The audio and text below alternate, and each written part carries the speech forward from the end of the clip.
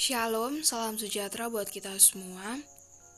Pada video kali ini kita akan mempelajari tentang teori investasi dalam kuliah ekonomi makro di bawah asuhan dosen DRA Lusri Rahayu MSI dan DRS Lukas 1 MSI. Nama kelompok kami, yang pertama nama saya Kristanti Lankui, kemudian ada teman saya Astri Lenome, kemudian Desi Ndoi. Di video ini kita akan mempelajari 6 materi. Yang pertama, teori investasi, yang kedua, investasi dari Keynes, yang ketiga, teori akselerator, yang keempat, teori dana internal, yang kelima, kriteria investasi, dan yang keenam, faktor-faktor yang mempengaruhi investasi. Teori investasi. Investasi dapat didefinisikan sebagai komitmen sejumlah uang atau sumber daya lainnya yang dilakukan saat ini dengan harapan memperoleh manfaat di kemudian hari. Investasi juga dapat diartikan sebagai dana komitmen untuk sebuah atau banyak aset yang dipegang di beberapa periode di masa mendatang. Secara umum investasi terbagi menjadi dua kategori, yaitu real estate dan aset keuangan. Contoh real estate seperti gedung, kendaraan, dan lain-lain. Dan aset keuangan adalah klaim tidak langsung dari pemegangnya terhadap real estate pihak yang menerbitkan sekuritas. Tujuan dari investasi adalah untuk mendapatkan kehidupan yang lebih layak di masa yang akan datang, mengurangi tekanan inflasi, dan dorongan untuk menghemat pajak. Teori investasi dari Keynes. Teori investasi dari Keynes didasarkan pada teori makro yang membahas tentang pengeluaran total atau permintaan agregat dalam perekonomian dan dampaknya terhadap inflasi dan output. Keynes tidak sependapat dengan pandangan klasik bahwa tabungan dan investasi ditentukan oleh tingkat bunga. Menurutnya, besarnya tabungan ditentukan oleh tingkat pendapatan rumah tangga. Investasi tidak semata-mata dipengaruhi oleh tingkat suku bunga saja, tetapi juga perkiraan kondisi ekonomi dan perkembangan teknologi. Teori akselerator. Teori akselerator menghubungkan perubahan dalam pendapatan nasional dengan perubahan dalam investasi modal sektor bisnis. PDB digunakan sebagai representasi dari pendapatan nasional. Menurut definisi GDP, pengukur tidak hanya output agregat, tetapi juga mengukur pengeluaran agregat dan pendapatan dalam perekonomian. Awalnya ketika ekonomi tumbuh atau pulih, permintaan agregat meningkat. Perusahaan merespon dengan menggunakan kapasitas yang ada lebih intensif. Jika permintaan kemudian tumbuh lebih kuat, bisnis akan meningkatkan belanja modal untuk meningkatkan kapasitas produksi. Ini akan menghabiskan uang untuk mesin, pabrik, dan teknologi baru. Mereka juga merekrut lebih banyak pekerja untuk mengoperasikan mesin baru. Kelemahan utama yaitu adanya peningkatan kapasitas produk yang merupakan jeda waktu. Membangun pabrik baru tidak memakan waktu 2-3 bulan. Oleh karena itu, ketika permintaan naik, itu tidak segera mendorong perusahaan untuk berinvestasi.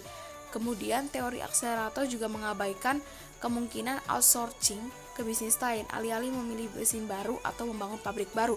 Perusahaan dapat melakukan outsourcing untuk memenuhi peningkatan kecil dalam permintaan jangka pendek. Teori dana internal. Teori dana internal adalah modal yang dihasilkan dari dalam perusahaan seperti laba layanan, laba ditahan, biaya penyusutan yang diperhitungkan, dan laba-laba atau diperoleh dari laba yang diperoleh selama periode tertentu. Kebijakan yang jelas dan kebijakan pembajakan kembali tertentu, tapi oleh perusahaan mengambil kebijakan bahwa sebagian besar dari laba tersebut sebagai laba rugi, maka laba bagian yang kasihan akan kecil. Hal ini akan menyebabkan kecenderungan besar karena kalau perusahaan mengambil kebijakan kembali dalam perusahaan yang besar, sumber internal selain berasal dari laba atau cadangan juga berasal dari depresiasi.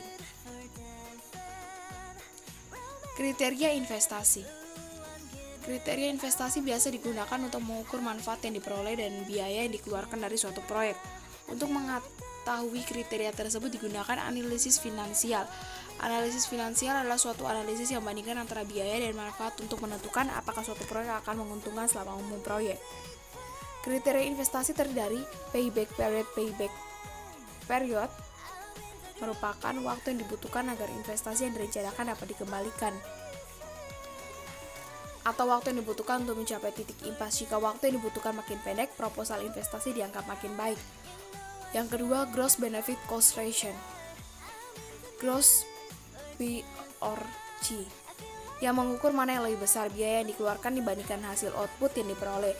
Biaya yang dikeluarkan dinotasikan sebagai J atau cost, output yang dihasilkan dinotasikan sebagai B yaitu benefit. Yang ketiga, net present value, yang memiliki dua kriteria utama. Pertama, dapat dihitung berdasarkan nominal atau non-discount method.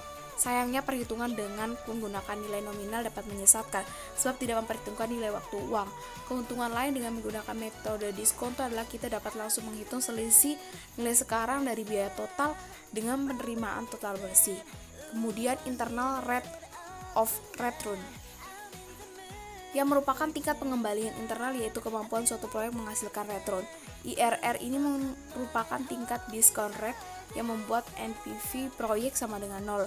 Tujuan perhitungan IRR adalah untuk mengetahui presentasi keuntungan dari suatu proyek tiap-tiap tahun.